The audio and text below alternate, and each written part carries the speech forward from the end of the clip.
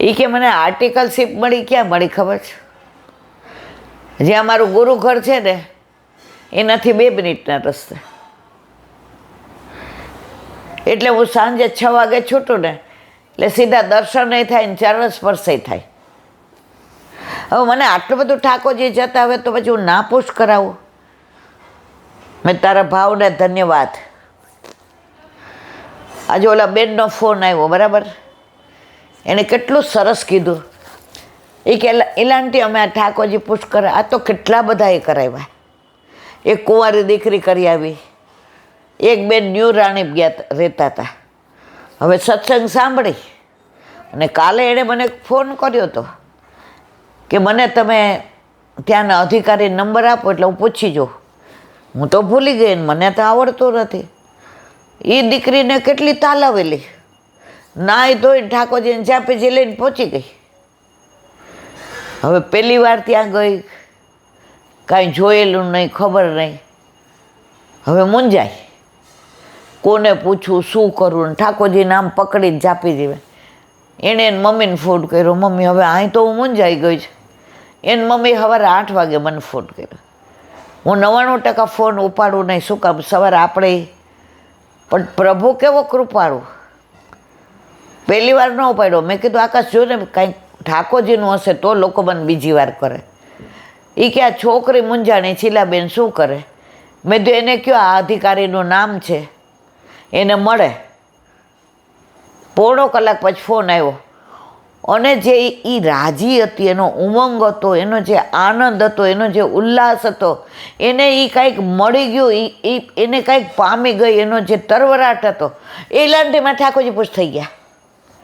તેને વરે હાથમાં ફોન લઈ લીધો. એ કે આજે અમારો મનોરથ પૂરો થઈ ગયો એલાંટી. મેં કીધું આટલી નાની ઉંમરમાં તમને આટલો ઉમંગ? એ કે અત્યાર સુધી ખોટા દિવસો બગાડ્યા જુઓ, અને 70 વર્ષના વૈષ્ણવને કહીએ પુષ્ટ કરાવો, હજી વાર છે. મેં કીધું કાંઈ વાંધો નહીં, આ 27 વર્ષના કરાવી લે છે. અને એમને ને કાંઈ નહીં, ઠાકોરજી પધરાવીને પહોંચી જ ગઈ કે કાંઈ નહીં, ફોન ઈલાંટી ભૂલી ગયા. અને જે કેવા કૃપાળુ, તરત કે આવી જા આવી જા, ઠાકોરજી પુશ કરાવવા એમાં તાર ચિંતા નહીં, આવી જા. અને તરત પુશ કરીને પધરાવી દીધા. અને જે રાજી થઈ. તો જેને વિઠ્ઠલ નાથ વિચારે રે એને પ્રગટ પદાર્થ ચારે રે. સાક્ષાત ગુસાઈજી જ્યાં બિરાજતા હોય, સાક્ષાત દટોલાલ શ્યામલાલ જ્યાં બિરાજતા હોય, અને ગુરુ આરતી કરીને તરત બોલાવે આવી જા આવી જા, અને ઠાકોરજી પુશ કરી દીધા. આનંદ એ વાતનો છે કે વલ્લભનું એક સ્વપ્ન હતું, દરેક ઘર મંદિર બને. અને અત્યારે તમે જુઓ તો યુવાને આવું બહુ આવે છે, યુવાન દીકરી દીકરાઓ બસ અમારે ઠાકોરજી જોઈએ છે. કારણ કે કૃષ્ણ પ્રેમી છે. પ્રેમ કોને કરવો? તો કૃષ્ણને. આજે પહેલી વાર પ્રેગ્નન્ટ હોય કે બીજી વાર, ચિત્રજી કોના હોય રૂમમાં, બેડરૂમમાં? કાનોડાના. કેમ એ બીજામાં માનતા હોય તો કેમ નથી હોતા?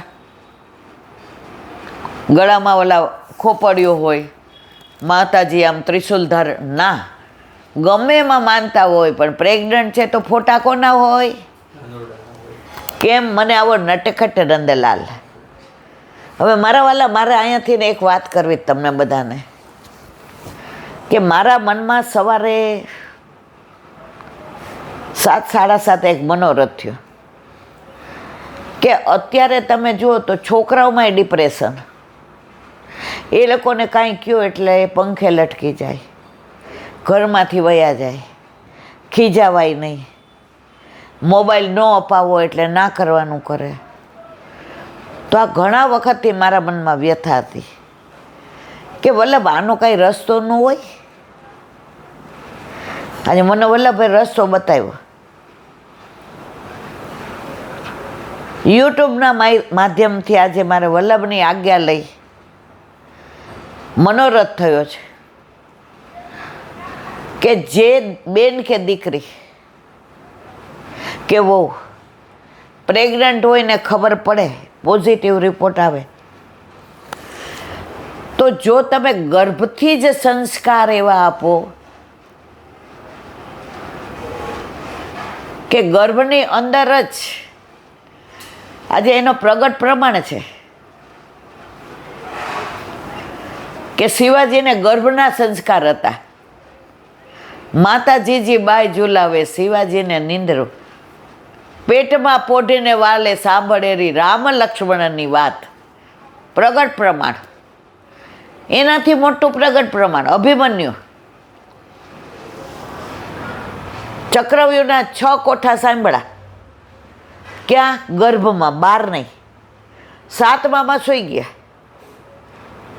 તો એ 6 ગર્ભમાં સાંભળેલા કોઠા યાદ રહ્યા ત્યાં સુધી સુરવીર લડ્યો.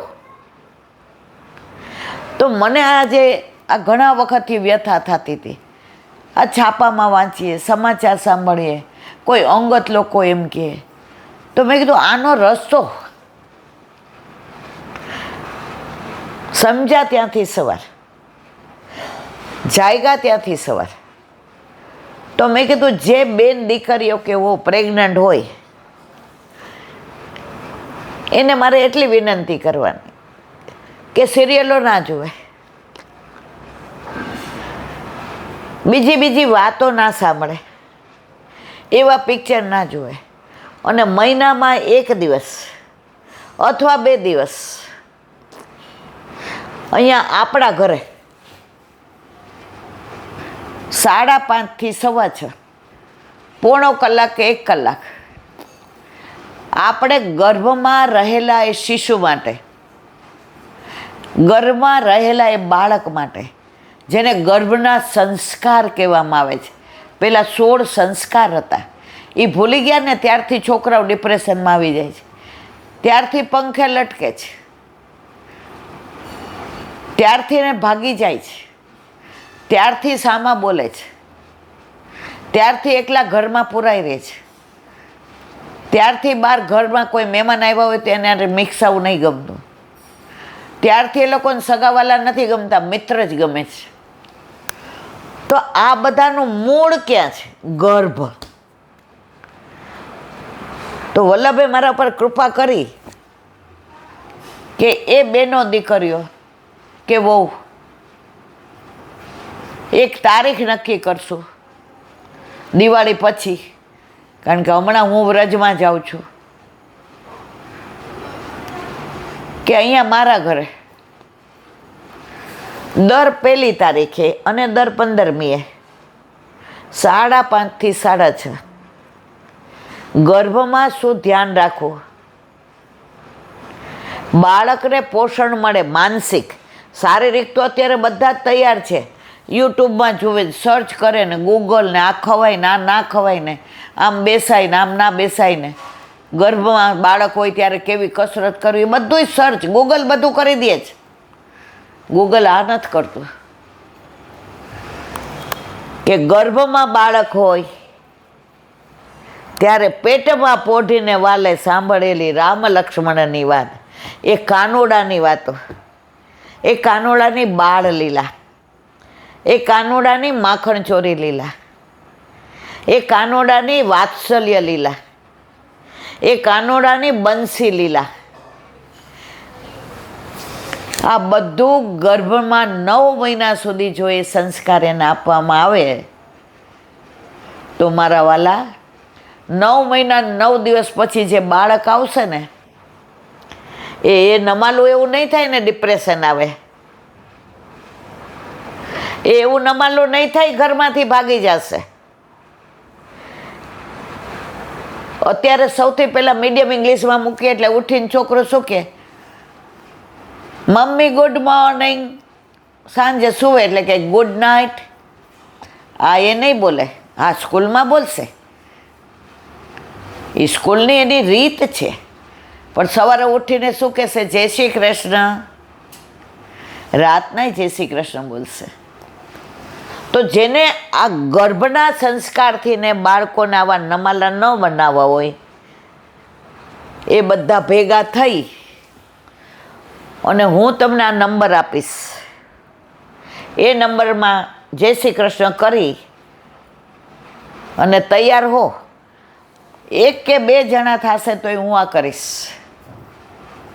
અને એ પછી આખો વિડીયો કલાકનો આપણે યુટ્યુબમાં મૂકશું કે જે અહીંયા સુધી પહોંચી નથી શકતા. જો આ મારો મનોરથ છે, મારા વલ્લભે મનોરથ આપ્યો છે. તો જો મારા વલ્લભની ઈચ્છા હશે તો બસ કૃષ્ણ જેવો લાલો, પછી લાલી ભલે ને ના હોય. અમે હોસ્પિટલમાં એકવાર આવી રીતે બતાવવા ગયા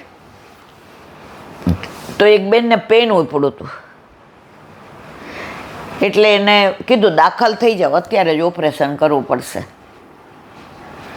તો એના ઘરના બધાએ બહાર બેઠા બેઠા ભગવાનનું નામ લે, એટલે ચોઘડિયું જોયું તો કે ક છ ને ઘ, એટલે બધા નામ વિચારવા માંડ્યા, કૃષ્ણ ને ક્રિશ ને કવન ને.